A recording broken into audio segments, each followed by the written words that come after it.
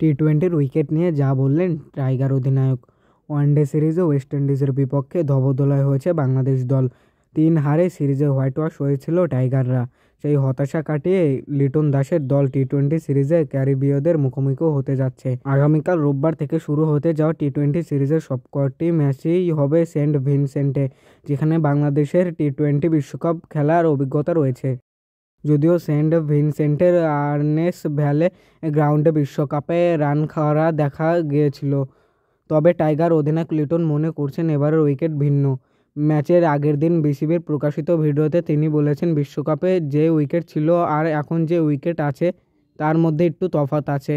গতকাল যখন অনুশীলন করেছি মনে হয়েছে উইকেটটা একরকম না, তারা হয়তো ভিন্নভাবে বানিয়েছে।